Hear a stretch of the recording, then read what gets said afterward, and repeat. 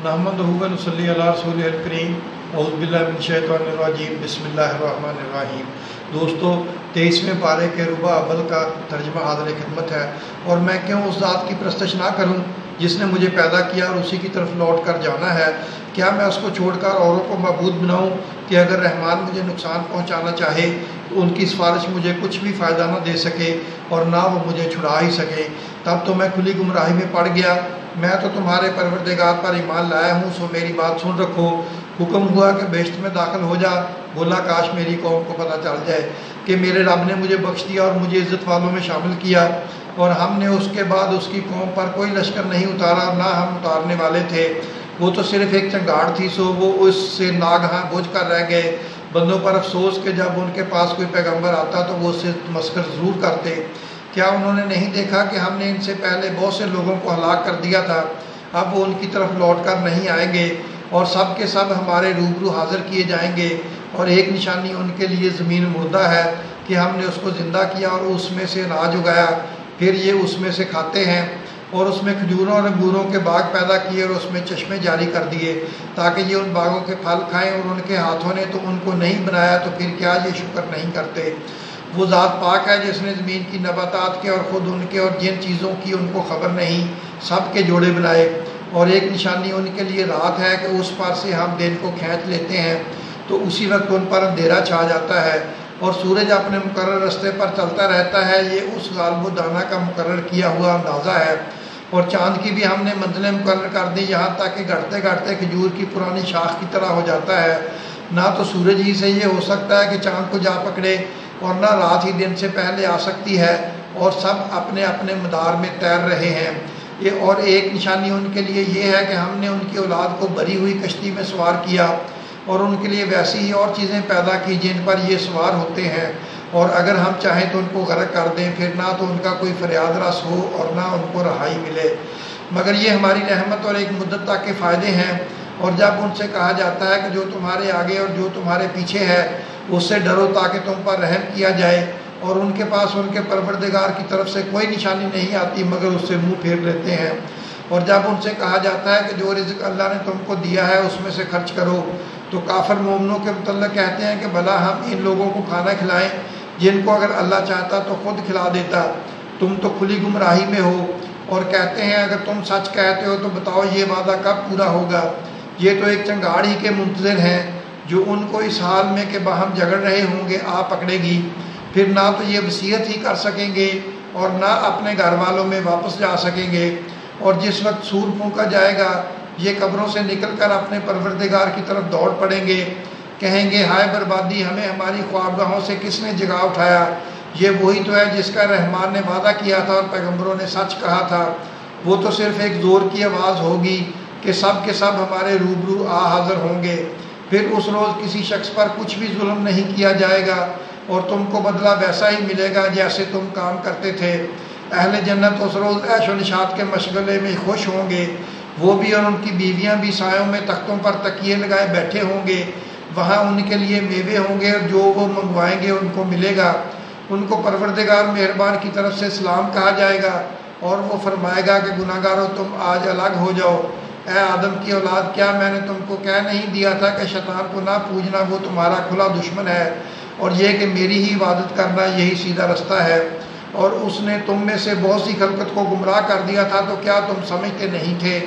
यही वो जहन्नम है जिसकी तुम्हें धमकी दी जाती थी। जो तुम कुफर करते रहे हो उसके बदले आज इसमें दाखिल हो जाओ। आज हम उनके मुँहों पर मोहर लगा देंगे और जो कुछ ये करते रहे थे उनके हाथ हमसे बयान कर देंगे और उनके पाँव इसकी गवाही देंगे। और अगर हम चाहें तो उनकी आँखों को मिटाकर अंधा कर दें, फिर ये रास्ते को दौड़े तो कहाँ से देख सकेंगे। और अगर हम चाहें तो उनकी जगह पर उनकी सूरतें बदल दें, फिर वो वहाँ से ना आगे जा सकें ना पीछे लौट सकें। और जिसको हम बड़ी उम्र देते हैं तो उसे तख्लीक में उम्दा देते हैं, यानी उसे बचपन की कमज़ोरी वाली हालत की तरफ लौटा देते हैं। तो क्या ये समझते नहीं। और हमने उनको यानी अपने पैगम्बर सल्लल्लाहु अलैहि वसल्लम को शेर कोई नहीं सिखाई और ना वो उनको शाया ही है। ये तो महज नसीहत है और साफ साफ कुरान है, ताकि उस शख्स को जो ज़िंदा हो खबरदार करे और काफिरों पर बात पूरी हो जाए। क्या उन्होंने नहीं देखा कि जो चीज़ें हमने अपने हाथों से बनाई उनमें से हमने उनके लिए मवेशी पैदा कर दिए और ये उनके मालिक हैं।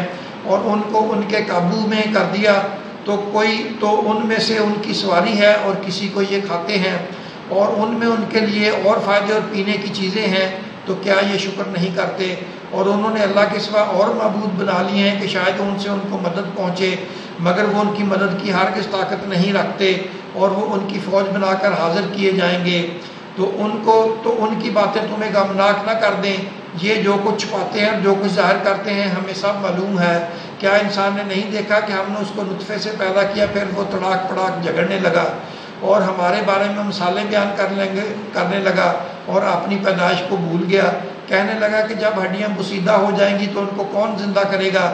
کہہ دو کہ ان کو وہ زندہ کرے گا جس نے ان کو پہلی بار پیدا کیا تھا، اور وہ ہر طرح کی تخلیق کو جانتا ہے۔ وہی جس نے تمہارے لیے سبز درخت سے آگ پیدا کی، پھر تم اس کی ٹہنیوں کو رگڑ کر ان سے آگ نکالتے ہو۔ بھلا جس نے آسمان اور زمین کو پیدا کیا، کیا وہ اس بات پر قادر نہیں کہ ان کو پھر ویسے ہی پیدا کر دے؟ کیوں نہیں؟ اور وہ تو سب کچھ پیدا کرنے والا کامل علم والا ہے۔ اس کی شان یہ ہے کہ جب وہ کسی چیز کا ارادہ کرتا ہے تو اسے فرما دیتا ہے کہ ہو جا، اور وہ ہو جاتی ہے۔ وہ ذات پاک ہے جس میں ہر چیز کی حکومت ہے اور اسی کی طرف تم لوٹ کر جاؤ گے۔ دوستو یہاں سے سورہ صفات شروع ہوتی ہے۔ بسم اللہ الرحمن الرحیم۔